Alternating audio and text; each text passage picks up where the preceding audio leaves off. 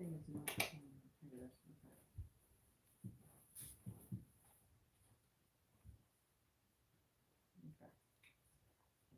okay. Picture's clear? I'm waiting to skip ads. Lovely ads. Tell them I'm good. Alrighty. Excuse me.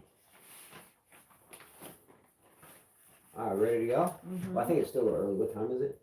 10:59. Picture's good. Hey, Ying Hao. Is it Ying Hao Hor? Did I say that right? Oh, and I have a comment to read of Ying Hao Hor today. Jean. What's up, Gene? Oh yeah, a shout out to one of our subscribers. His username is S, just an S. But yesterday there was a dog barking in our video. It wasn't our dog. It was just a dog. And a couple of you out there were indicating, why don't you put your dog? So here is my dog. This is Katana. She is named after the character from Mortal Kombat back in the early 90s. Katana was my favorite player. So she got her name, right? She was a good girl. Mwah. All right, we 12 o'clock yet? Yep. 11, you mean. 11 o'clock. All right, good girl. All right, hello and welcome back to another 5K tennis discussion. Today is the recap of day 8. Hopefully this will be a great show. The matches weren't terribly great yesterday, agree or disagree? Mm-hmm. No, they weren't great. They were very lopsided. Very lopsided. Yeah. And there was someone that didn't even get onto the court. We'll talk about that. And there was someone that left the court early. So we'll talk about that as well. Yeah. If we cut out, we say this every time, we have a budgetable setup. It's a cell phone. Sometimes it will freeze. Just stay to the channel. I'll try to resume it. And if we can't resume it, I'll start another one. We reached 2.4 thousand subscribers, which for me, it's shocking because every time that we trash talk one particular player, we lose like 20 or 30. So we have to earn it back, you know? It's because that particular player is very famous, you know? Yeah. He's one of the best. But when we talk about another player, nobody really seems to care. Yeah, and we could bash Nick Kyrgios all day and it wouldn't matter. Yeah. You know? So yesterday we gave some grief to Novak Djokovic, and today we have a lot of positives for him. By the way, yes, gotta give him some love. You know, so, when you we're gonna give him step on them, you gotta give him some love. We're gonna give some love to him and a whole lot of grief to some others. Don't forget to hit the like button. I don't know how many people are on out there, but there's 16, and there's only 6 of you who hit the like button. Yeah, hit the like button. At the end of this show, I will do a complete fantasy team and tennis racket giveaway. That is for the tennis racket, or up to $100 if you want that instead, if you don't want the racket. Hello, Darren Lebu. I've never seen you. And hello, VK Rocks. Let's go. What are your thoughts on the WTA Tour? We're gonna talk about that later. Yeah, we're definitely going to talk about that, so stay tuned for that. I will do a complete fantasy team update at the end. Pretty much the leaderboard has been set up for that. So, again, if you're playing, definitely watch the end because there is a leaderboard now, and those guys and gals are going to be fighting it out. All right? It sucks, he says. Yeah, it's been lopsided. The matches have been lopsided, but I don't think it sucks. By the way, we've never had to assign a moderator. We did that last night. So Gene Swart, I don't know if he's on. He is. But Gene Swart will be moderating. If anybody else wants to do that, let us know. We had to do it because yesterday we were giving grief to a player, and some of those fans of the player were really giving Carla a really hard time. I love it, though. I love it. I don't mind. Keep coming. Well, we like the smack talk, but sometimes when there's obscenities and things that really aren't acceptable on any level, anywhere, we just want that to be removed. Yes. I don't think that's what we're about. We trash talk, we smack talk, we love it, but there's no need to demean a lady, if you know what I mean. Yeah, if you want to be, again, a moderator, just let me know. Yeah, no, I do. We're just gonna say what we think, and reality, and whether someone likes it or not, that's too bad. But we roll with the blows too. Yeah. All right. One thing I wanted to mention from yesterday's show, we talked about Serena Williams and her match. We're not talking about a match; she didn't play, but during her interview after the match, when she beat Sabalenka, someone wished her, "Hey, happy Valentine's Day." She played on Valentine's Day. And she said that she didn't celebrate Valentine's Day. And a couple people were asking us that question. I wonder why she wouldn't celebrate Valentine's Day. Mm-hmm. Carla's an expert on this. I'm not an expert on it. I don't know if my dad's on, but... Let's share with them why she doesn't celebrate it. Well, she's not a baptized Jehovah Witness, but she follows. I mean, she doesn't follow it to the T. Otherwise, she wouldn't have gotten married. You know, certain things that they have to do. But she follows some of their beliefs. She doesn't celebrate holidays, and she doesn't celebrate Valentine's. They don't celebrate holidays. Yeah. So that would be the reason why. And again, the reason why I had her answer that is because her father and some of her other family members are that, and they don't do that either, respectively. But that is why. Yeah. All right, I'm going to start with topic number 1, and then I'll get to Ying Hao Kaur's comment that I thought was really good. They're saying poor Berrettini. Maybe his injury is legit, you know? You want to start with Berrettini? We're here. I mean, I didn't watch the match because there was no match. Exactly. Exactly. He pulled out with an abdominal injury. Yeah. I mean, we've had many. We've had, I mean, do we start with this topic? Do we add him in the baby list? Because there's somebody today that's going to get knocked. Well, he didn't step on the court. He didn't step on the court. He did the right thing. He did the right thing. He was injured. You guys mentioned him playing Hachinov. He got injured. You know, he was in pain. He pulled through that match, but he didn't play against Tsitsipas, which would have been a real tough match. Yeah, at least he had the integrity to just pull out before. What Casper Ruud did, in my opinion, was subject. We were watching the match. Yeah.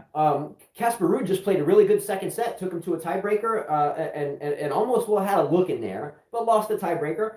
And then Rublev is sitting down to exchange sides or sit down for the set, and all of a sudden Rublev doesn't even know what's going on, and Homeboy's off the court. Yeah, we got to give Casper Ruud the Coward Award. I'm surprised that no one got on him. I went on Twitter, I went on Instagram, Facebook. No one got on this guy. You know, Djokovic's injury, everybody attacked him. But no one attacked Casper Ruud. He was down 5. He called the trainer while he was down a break in the second set. And then he was down 5-3. All of a sudden comes back and gets into a tiebreaker and loses a tiebreaker 7-3. And then he comes and he says, I'm done. Do you think his mindset was, man, I'm down 2-0 against Rublev, I might as well just get out of here? Or do you think he had a legitimate injury? Because I didn't see it transpire during the tiebreak. Maybe I missed something. I mean, I was watching a couple of matches at that point. But I didn't see anything that was indicative of, hey. I think he's a quitter. I think he's a baby. He's a girl. I was listening to John McEnroe, and this is where we have to give Djokovic an award. Because this guy...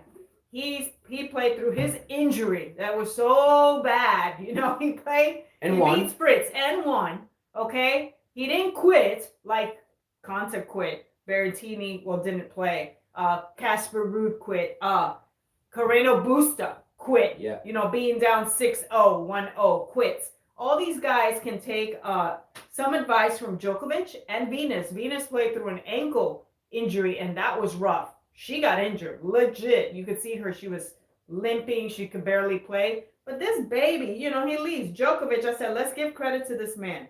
He plays through an injury. He needs to teach all these men how to be an athlete and a warrior. I was like, where they've lost their balls, you know?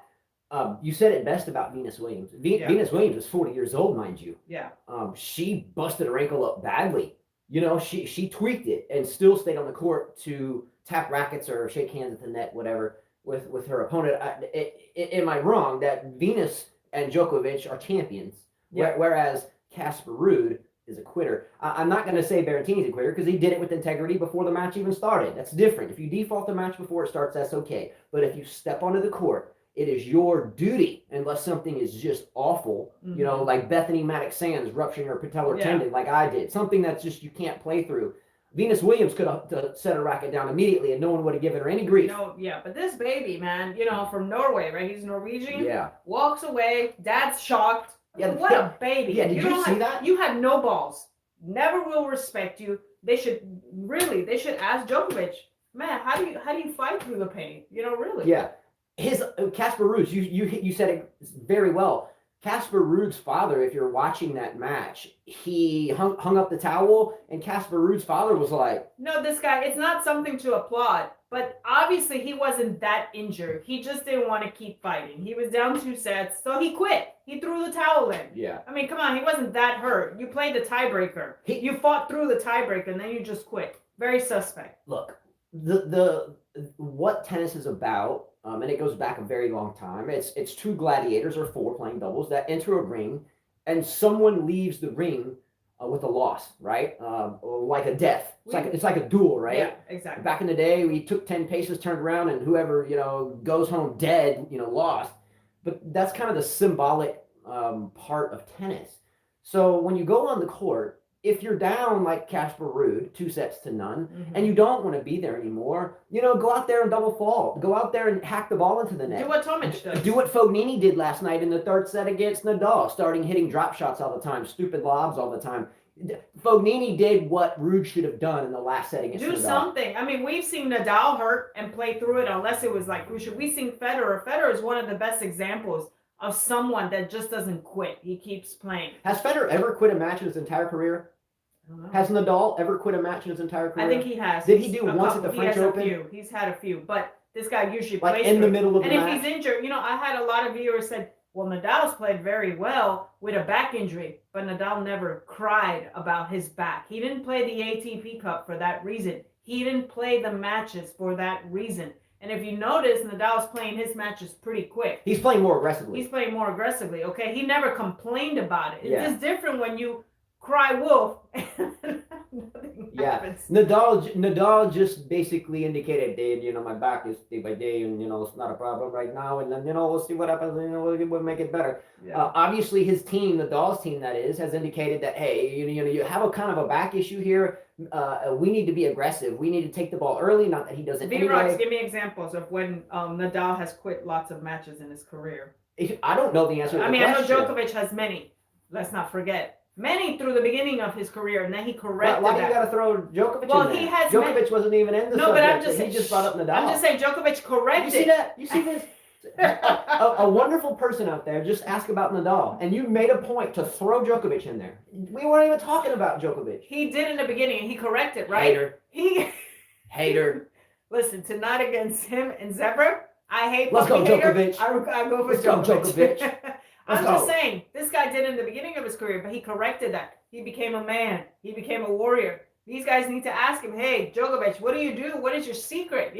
Like, what do you do with your abs? Because his ab, he hurt. I don't know what this is all about. I'm just kidding. Throwing some shade in there. All right, so back to the Nadal thing. I don't know the answer to the question whether he's quit matches or not. I'm assuming that he has. Against Cilic in the Australian Open 2018. Good knowledge drop. Fifth set, Rafa retired. Okay, I Great knowledge drop. Which is another point my dad said. Do we remember the past champions unless you win a lot of slams? Yeah, I don't remember. No, that's a great point. Your dad and or Carla and her father were speaking this morning before the show, and he was talking about the same type thing. So here's a guy that's Darren LeBou. He said here is my take on injuries. I played ITF tennis for 20 years. Good for you.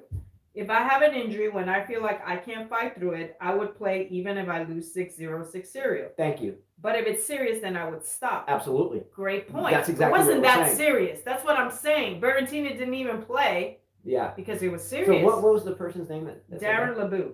So thank you very much for the comment. There's another top-notch player out there. Thank you for being here, by the way. You can't argue with a great comment, but furthermore, it comes from a person that has been at a high level of playing the game.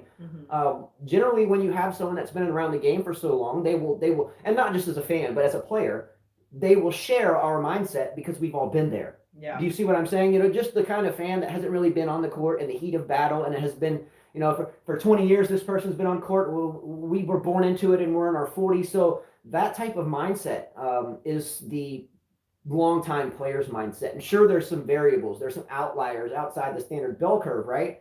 But generally, a player at least brought up, it sounds like she or he is in our era, right? So a player from our era, 70s, 80s, 90s, into coaching after the 90s, they tend to think alike, right? Yeah. All this quitting stuff and smashing rackets and grunting and squealing, it just wasn't very prevalent when I was a child playing juniors. Wasn't very prevalent until maybe my second or third year of college tennis. And that was in the 90s.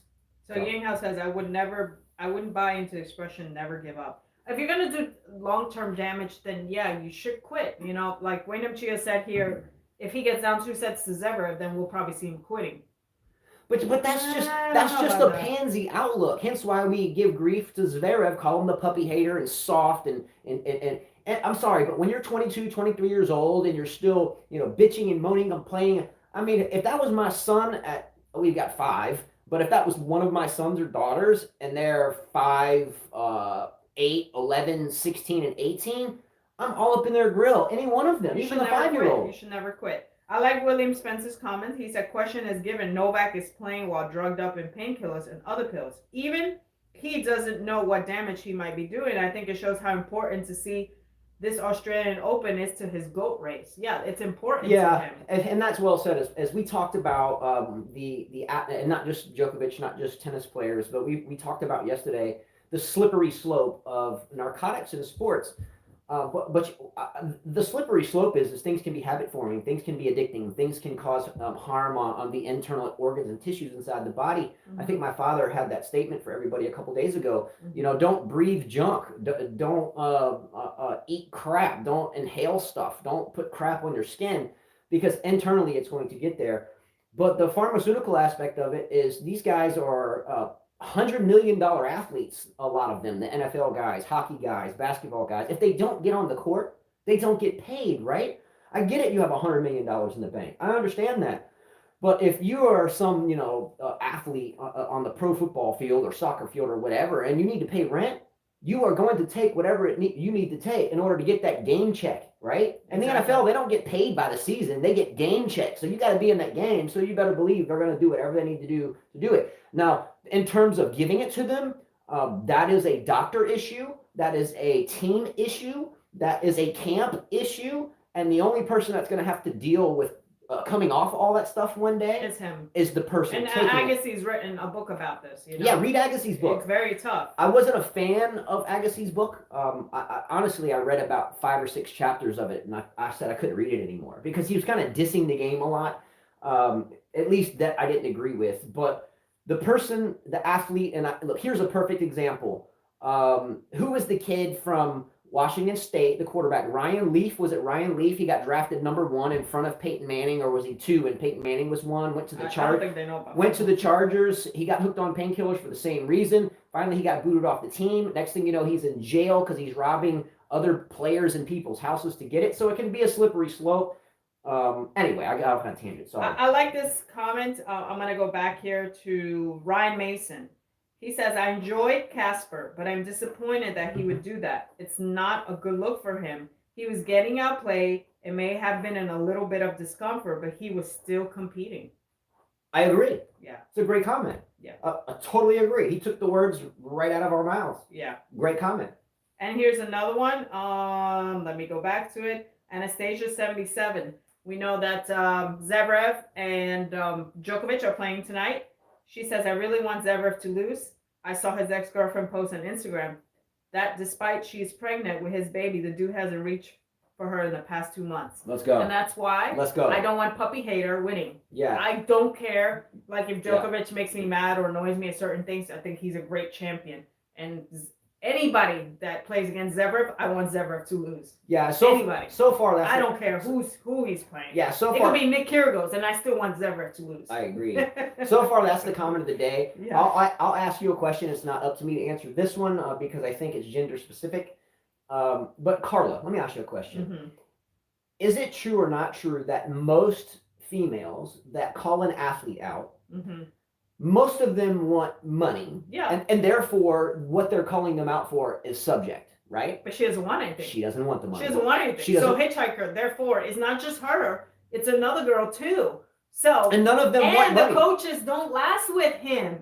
Let's see how he acts. It pretty much fits what kind of person he is. You could tell, like, okay. Sure, I'm sure some things are exaggerated, but I give the girls.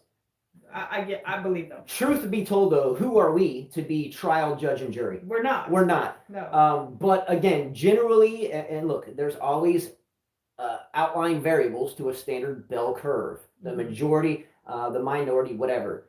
But the minority of the time is this time. The majority of the time they want money, and neither one of these girls want anything from him. And I think the mother to be doesn't want him to have anything to do with who she's carrying. Now, I think legally you can't do that unless there's some physical abuse history. Yes, you can.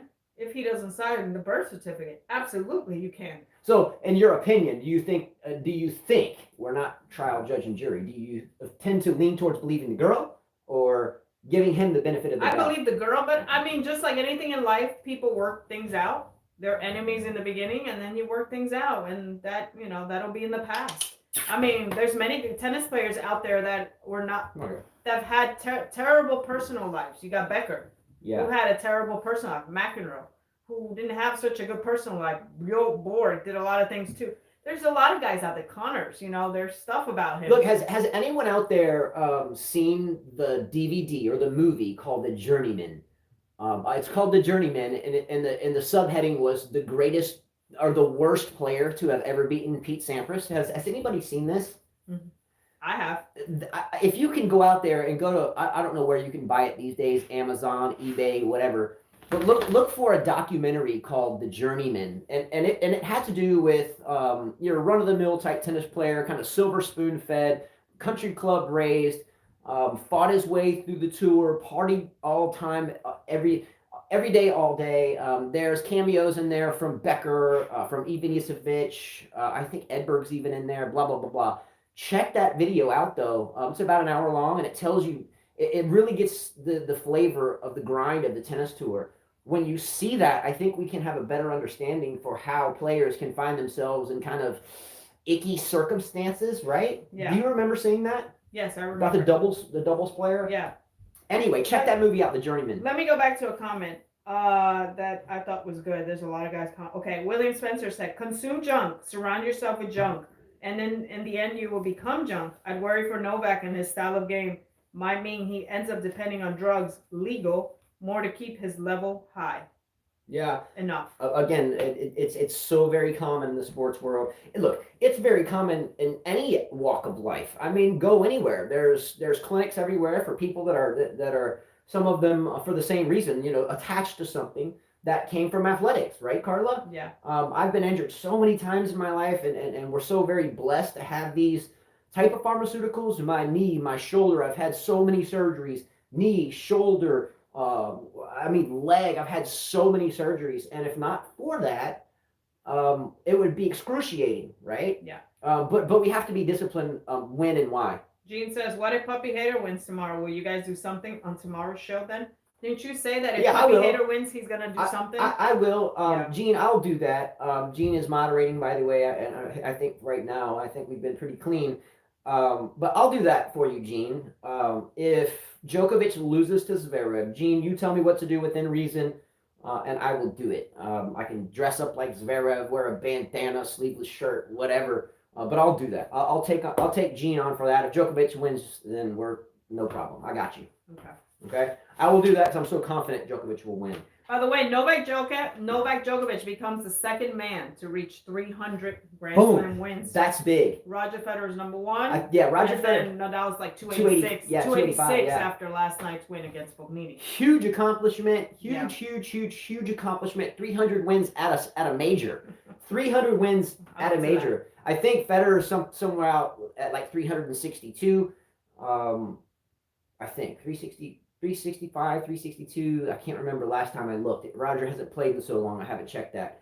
But yes, an incredible achievement, right? V-Rock said, Carla, aren't you supposed to be dressed as Barty? Yes, that's. I'm waiting on Cam Williams to decide what he wants to do with that. Yeah, we spoke with Cam yesterday. I don't even know if we talked to him about that. I forgot. You did. He hasn't answered yet. Yeah. Anyway, so she made the bet with Cam Williams. So he was telling us that he wants to get us back on his thing. So I don't know. That's his bet with her. So we'll let him tell her when and how. But yes, you were correct.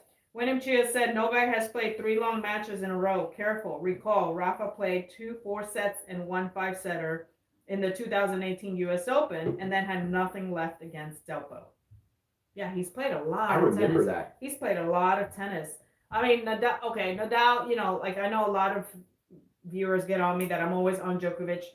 Djokovic has had a tough draw. I think he's made it tougher for himself. Has he had a tougher draw than Nadal? Yes, absolutely. Nadal's draw has been a piece of cake, just like Barty. Him and Barty have had the easiest opponents, in my opinion. They've gotten through it pretty quick. You know, I know D-Dog said today, you know, Barty look unstoppable. And I said, remember, when you don't face a top 10 player, you look really good. You're supposed. Yeah. She's doing her job. Yeah. She's doing what she's supposed to do. She's a top 10 player against these lower ranked players. She's a top 1 player. Exactly. She's doing her job. She's supposed to make him look bad. She has yet to face a Serena, a Halep, an Osaka, a Muguruza, players like that. You know, she hasn't been tested yet. Now, I'm surprised that I'm calling. I didn't know her draw was going to be that easy. Okay. Rewind. I mean, they did her a favor in this one. Okay, first of all, I'm very surprised you took that bet in the first place. Okay? Because she hadn't played any tournaments. She's been quarantined in Australia. I didn't think Australia was going to make the draw very open to her. I mean, she hasn't faced anyone.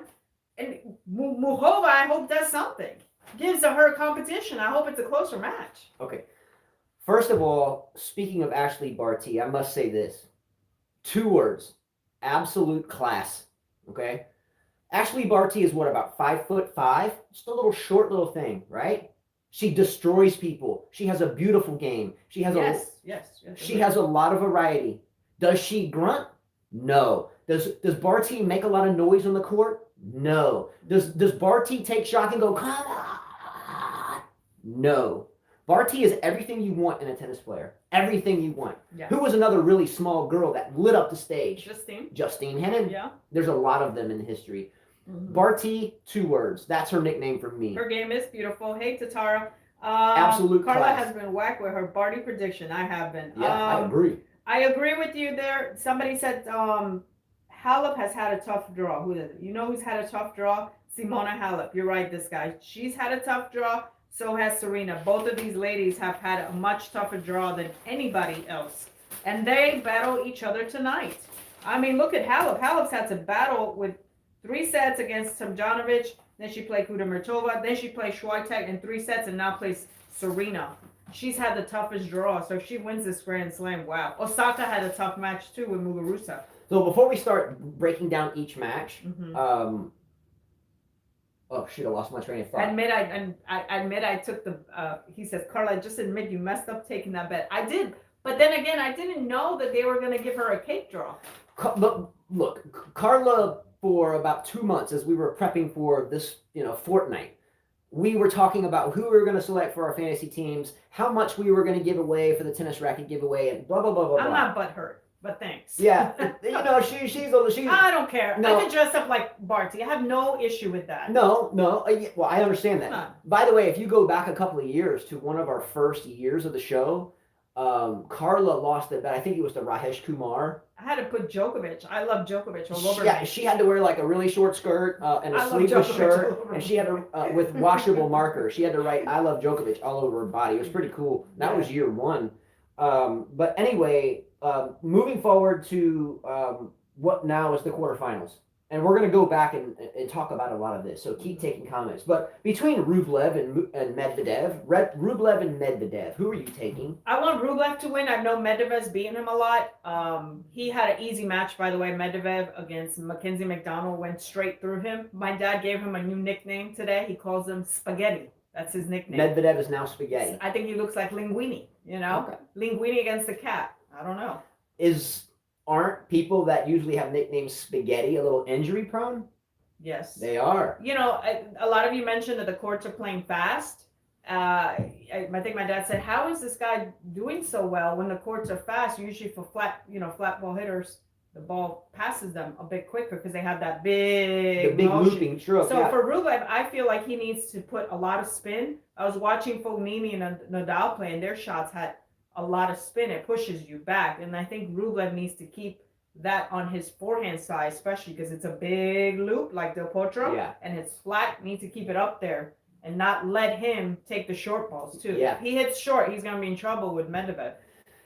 Players that have serve +1 mentality. If it's American players with the serve +1, it's serve plus forehand. If it's a regular player, serve +1, it's serve and then whatever you get, forehand, backhand, short ball. If you're an American tennis player, I'm giving them shit. The American boys, they have a serve and a forehand. Other than that, they suck. So what does that mean in the whole? They suck. But anyway, how does a player with a really big stroke, especially on the backhand side, or on the forehand side rather. The two-handed backhand players, generally they're pretty compact. They put the second hand on, they come here and they go. The one-handed player, the angle of handle to wrist is 90 degrees. So I have to start with my racket pretty much erect, drop it, let it go, and then let it fly, right? But the two-hander, very compact. How does a player, though, with a huge looping forehand, how does a player adjust to a fast court playing deeper behind the baseline? Now, if you adjust deeper behind the baseline because you have a looping shot, in other words, you don't want to meet the ball late, so you adjust deeper behind the baseline, why is that a problem, Carla? Because you give up the short angle. If I move back into the court and someone like Nadal moves into the court and then their lefty forehand is really intense spin at an angle, he's going to be hitting winners on the short court all day long because Medvedev's going to be 25 feet behind the baseline. That's why Medvedev won't have a chance against Nadal, because Nadal, compact, quick, fast. He does have some loopy shots every once in a while on the forehand side, but you can look at his matches this tournament. His shots have been more compact. Let's talk about that with Fognini then. Let's go. Yeah.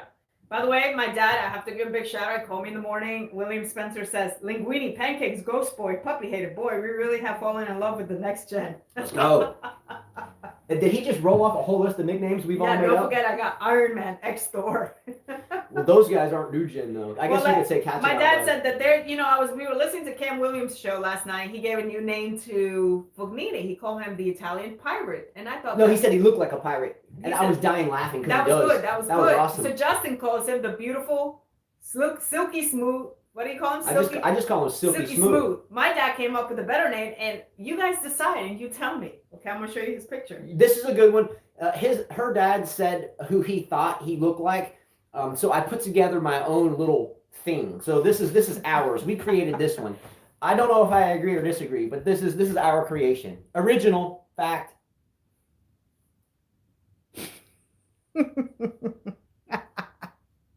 Papa Smurf. Papa Smurf. Yeah, I made that. Let's go. He calls him Papa Smurf. Papa Smurf. Oh man, Papa Smurf. I'm sorry. Exactly. Oh yeah. So yeah. Look. Fognini in the first set was trying to go tit for tat, heady spin. You watch some of the rallies that Nadal and Fognini had in the first set. Mm-hmm. The ball had so much spin that you could see the ball. Like, do you know if you throw a frisbee in the wind? Like, if I get a frisbee, I love frisbee and frisbee golf. And frisbee, by the way, here's a coaching tip. If you're teaching the one-handed backhand, that's what I play with. I grew up playing with that. I always hit a one-handed backhand. Sometimes I'll throw a second hand on there if the ball gets behind me. But if you're trying to train the one-handed backhand, a really good thing to use is a frisbee, like a 170, 85 gram frisbee that has some weight to it, and work with that kind of snap a little bit. Anyway, I lost my train of thought. The guys with the spin, Fognini, Nadal, they were hitting so much spin that you could watch it. Oh yeah. You could watch the bounce. It was like. So when you throw a frisbee in the wind and you throw it with a lot of rotation, the frisbee will catch the wind and it'll jump through the air. Like, you'll try to catch it and it might jump away from you, right? Like, here it comes. If you're playing ultimate frisbee, it's jumping on me, right? When they were hitting their balls, it had so much spin, you could see the ball like changing altitude in the air as we're crossing the court. Well, that's Nadal's game. Fognini attempted to work with it, but it just didn't happen. Second set was a little bit closer. Third set, I'm sorry, but Fognini went away without quitting. Rude quit. He was tired. His pot belly got to him, and he walks and he struts his thing. And I don't think he has a pot belly. Well, it just looks like it because of the way he walks. He has the short man abs. Yeah, they stick out. But that's why he called him Papa Smurf. If you look at Papa Smurf's body. Who else has short man abs? Stanislav Wawrinka. Wawrinka looks like he's not short. He's probably he doesn't look short though. But he has short man abs. They stick out there, so you're misled that he has a pot belly, but he's actually built up. I've seen pictures. Now Milos Raonic. Have you ever seen that movie Tommy Boy where they're riding in the car and the nitrous tank blows up and they're inhaling the nitrous and the cop pulls them over and they're like roids. That's Raonic. Anyway, Raonic is fat, but those guys are not. Yeah, he looked like he had too many of Krispy Kremes or Dunkin' Donuts. Yeah, exactly.